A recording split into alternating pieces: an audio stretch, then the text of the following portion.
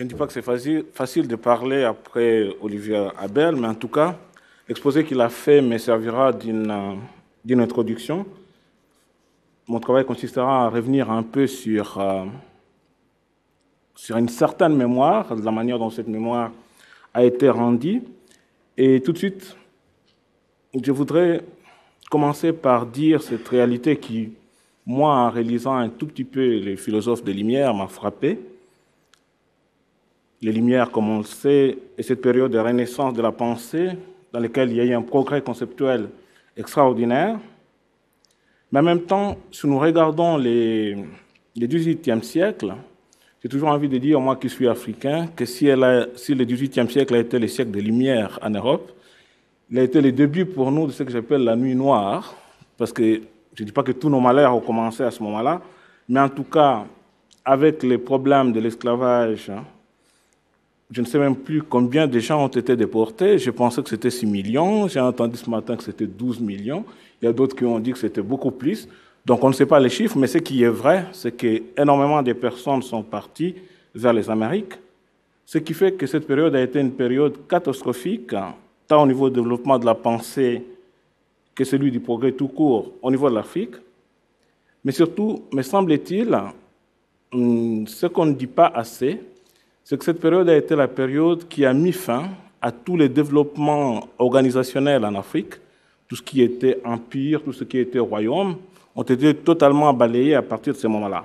Et à partir du moment où on n'a plus d'organisation sociale, d'organisation économique, d'organisation étatique, et qu'on remplace ces organisations par une occupation, avec les politiques dont vous êtes au courant, qui ont été différentes selon les types de colonisation qu'ont subi tel ou tel autre pays, il y a donc un problème énorme. La question, pour moi, c'est de savoir, en fait, comment des penseurs aussi importants qui ont développé des choses aussi extraordinaires, en tout cas les passants des Lumières, ont eu une sorte, je ne veux pas utiliser les mots, mais ont eu une sorte d'amnésie par rapport à ce qui s'est passé en Afrique, de sorte qu'ils ont tous soutenu, en fait, ce qui s'est passé, avec une idée que ce qu'on faisait, c'était pour l'émancipation de ces peuples, alors même qu'on était en train d'opérer quelque chose de beaucoup plus grave, c'est-à-dire qu'on était en train de créer des conditions ou des sous-développements de conditions d'endormissement totalement durables et desquelles, me semble-t-il, encore aujourd'hui, on n'est pas encore totalement sorti. D'où l'importance pour moi des discussions que nous faisons ensemble aujourd'hui. Je vais essayer, en tout cas, à travers un constat d'abord, et peut-être une petite analyse qui intègre ce que j'appelle cicatrices et plaies non refermées, essayer de comprendre simplement comment les choses se sont passées et si on peut aboutir, en revisitant quelque part ce qui a été fait, à une reconstruction ensemble d'une certaine mémoire qui serait positive pour nous tous. Je voudrais donc commencer par vous faire part de cet amer constat qui est en fait à la période des Lumières visible à travers deux attitudes. Je leur ai donné deux qualifications pour vous permettre de pouvoir vous en souvenir. La première qualification, je les ai appelées quelque part des réflexions sur la négativité du nègre et une réflexion sur la positivité du nègre. Et ce que je vais dire tout de suite pour que vous soyez totalement au courant, c'est que qu'on traite positivement du nègre à l'époque ou négativement, cela ne changeait totalement rien. On arrivait toujours au même résultat. Les nègres ne pouvaient être qu'esclaves. À côté de ces deux conceptions, va naître déjà à l'époque, c'est surprenant, une attitude un peu médiane comme partout. Les choses ne sont pas toujours blanches ou noires, il y a toujours une attitude entre deux. Je vais commencer par vous parler rapidement de cette négativité nègre. Sous ce terme, je vais regrouper les théories courantes à l'époque concernant l'origine des nègres. Il y avait donc deux explications courantes. La première explication, c'est celle qui consistait à dire, c'est pour cela que je l'ai appelée un peu positive, qui consistait à dire que toutes les personnes, toutes les races ont une origine commune. Et il y a deux personnes que j'ai trouvées, en tout cas à l'époque, qui ont défendu cela avec justesse quelque part, c'est le comte Buffon de Saint-Quentin, ou alors un autre, Johann Friedrich Blumenbach, mais en même temps qu'il conclut en disant que les peuples noirs appartiennent en fait à la même origine que les autres, donc ils sont tous de la même consistance, ce n'est pas pour autant qu'ils arrivent à dénoncer, à combattre véhément cette pratique de l'esclavage qui se faisait à l'époque. D'autres gens prenaient plutôt un autre côté, ils pensaient que les gens n'étaient pas de la même origine, donc ils expliquaient l'existence des nègres par une autre origine que celle des Blancs. Je vais ici citer bien sûr des gens comme X ou Camps, mais on peut voir parmi ces gens-là même des penseurs les plus importants comme Montesquieu, comme Voltaire, qui ont pris position pour cette sorte d'origine différente par rapport à l'apparition des hommes de couleur. Ce que je veux dire simplement, que l'on parte du fait que tous les hommes sont de la même origine, et à ce moment-là qu'on les traite un peu positivement, ou quand alors on dit qu'on n'est pas de la même origine, c'est pour ça qu'on ne peut pas être pareil, ce qui me frappe au XVIIIe siècle, en lisant pratiquement tout ce qui a été écrit à l'époque, c'est que cela n'empêche pas que même les personnes informées, les savants, continuent à nourrir pratiquement les mêmes préjugés que celles qu'on retrouvait chez les autres gens qui étaient là à l'époque.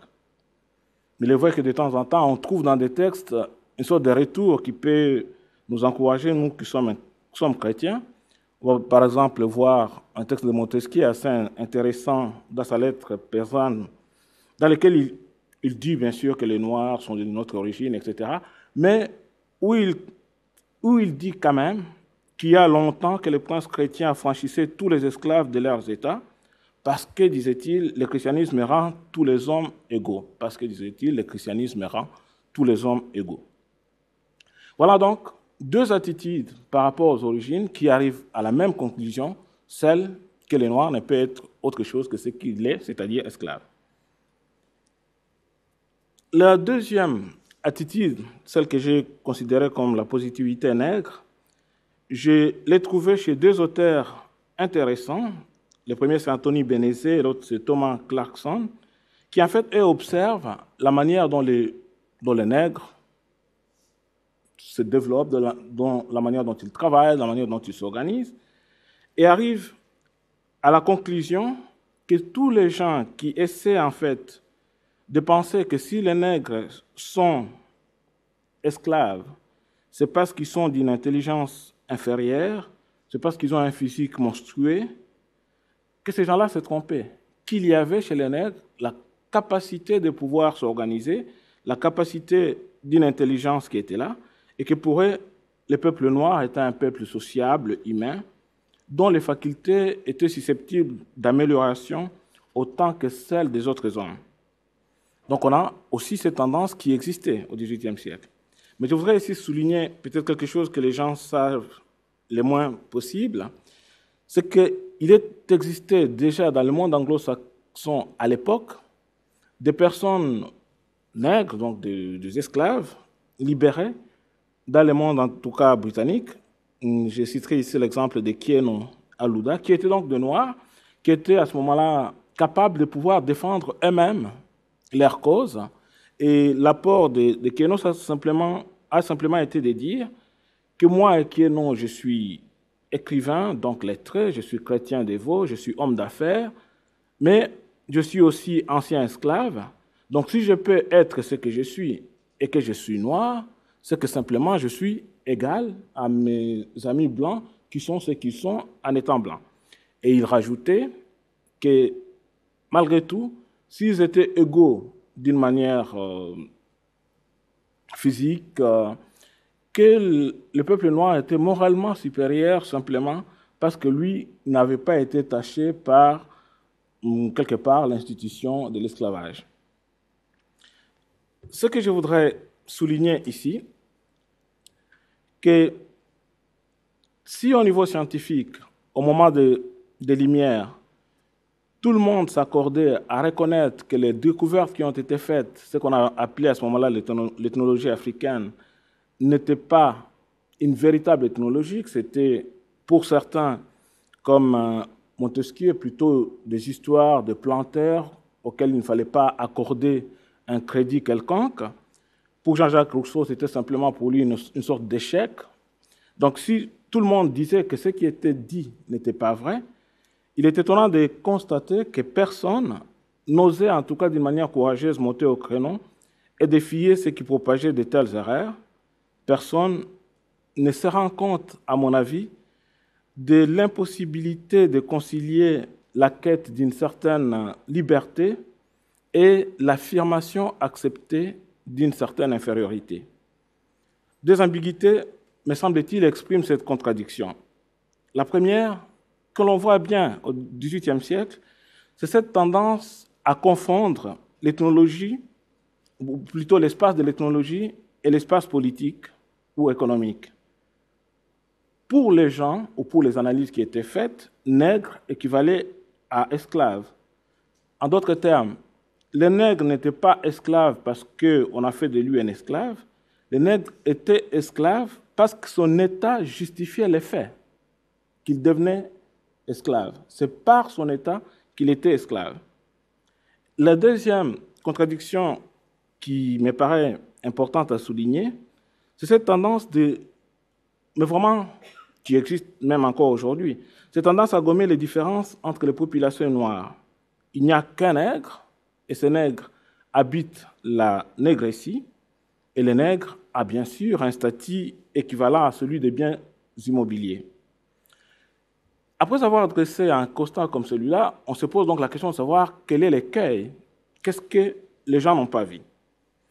C'est difficile de le croire, mais il me semble que si au nom de la tolérance, concept qui a été hésité à la période des Lumières, essentiellement dans le cadre de la défense des non-catholiques en France, donc la réclamation du droit de penser et de croire a été un combat qui a été mené par beaucoup de philosophes des Lumières, je pense ici essentiellement à Voltaire et aux autres. En ce qui concerne les protestants, tout le monde s'est battu et bon nombre de penseurs pensaient qu'il fallait faire quelque chose. Mais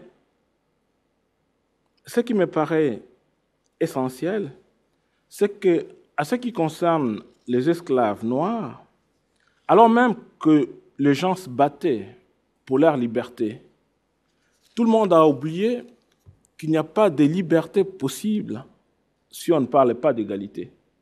On ne peut pas être libre si on n'est pas égaux. C'est par l'égalité qu'on peut devenir libre. Il n'y a pas de liberté sans égalité. D'où quelques questions essentielles.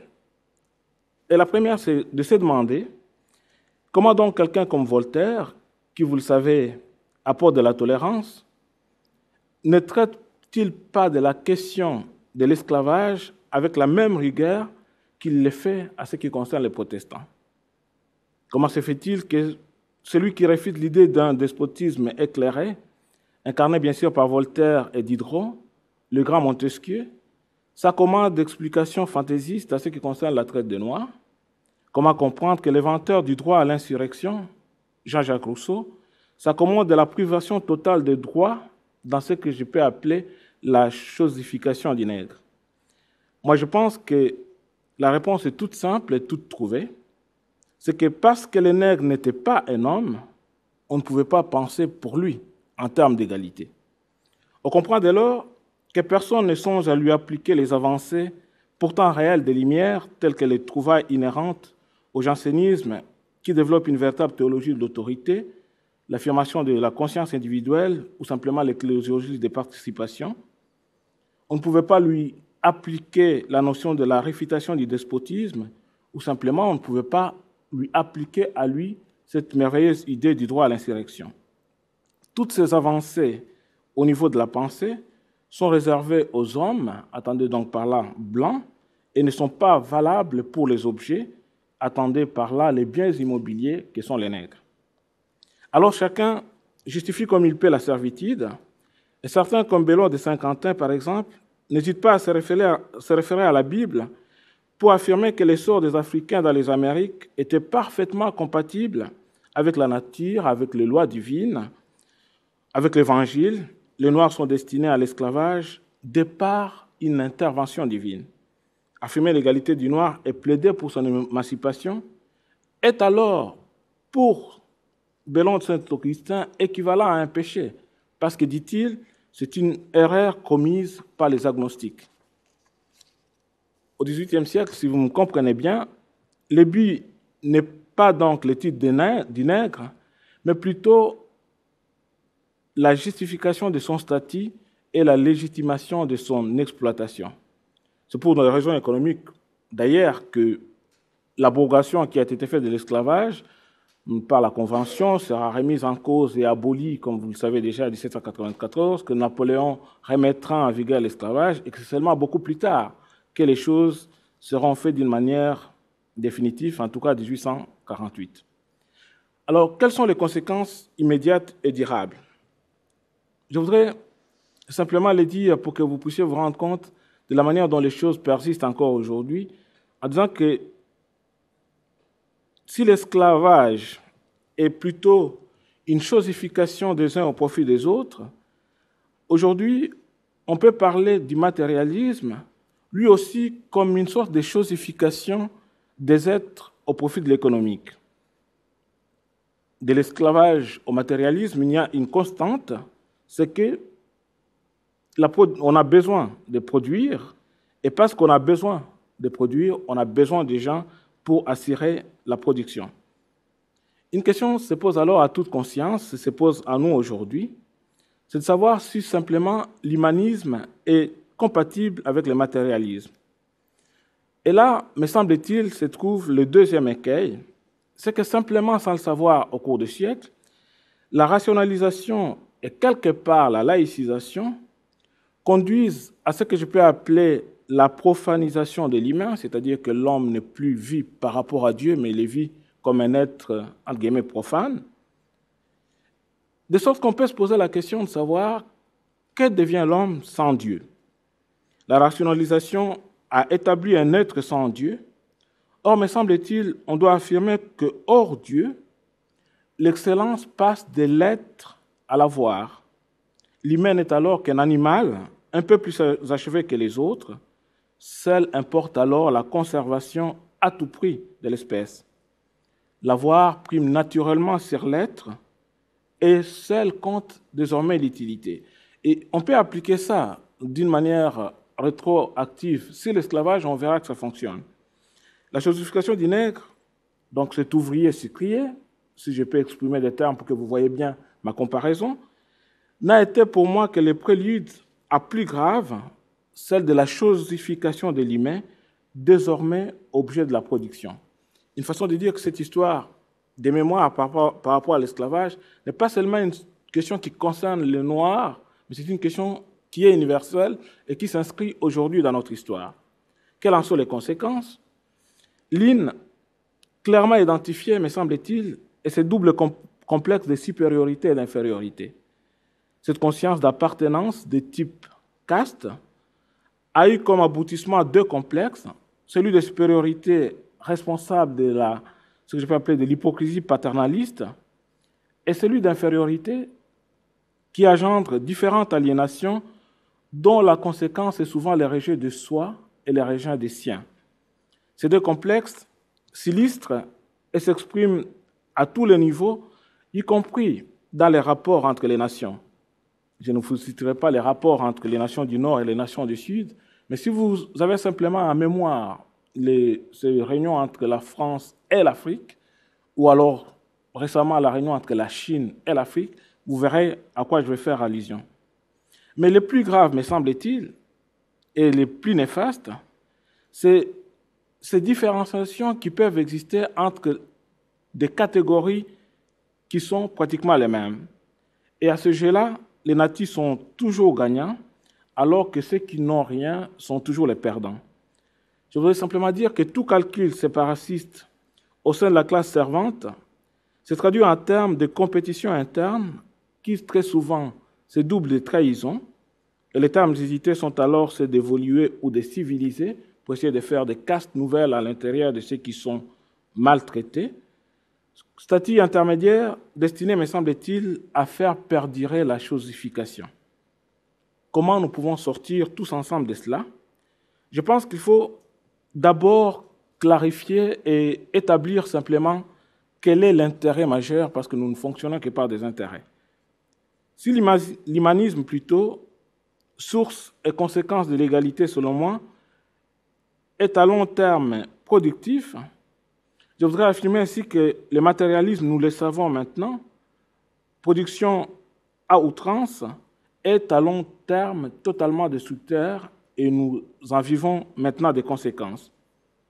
Un humanisme informé recherchera donc la qualité, cherchera à protéger, et parce que nous cherchons la qualité et la protection aussi de l'espèce, nous pouvons être à ce moment-là générateurs d'avenir.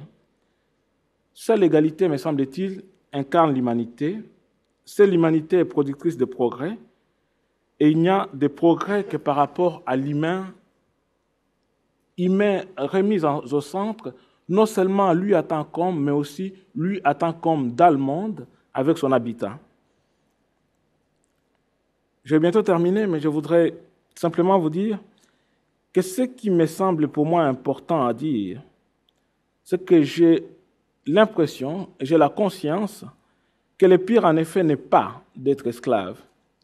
Parce que simplement l'esclavage pousse à la recherche d'affranchissement, et tout ce que vous avez entendu dire, vous le connaissez mieux que moi, les esclaves ont toujours trouvé les moyens, ont inventé la possibilité de sortir de leur esclavage. Le pire pour moi, c'est le fait de se prétendre libre alors qu'on est inégaux. Celui qui se croit libre cesse de combattre et se résigne, et rien n'est plus destructeur que la résignation.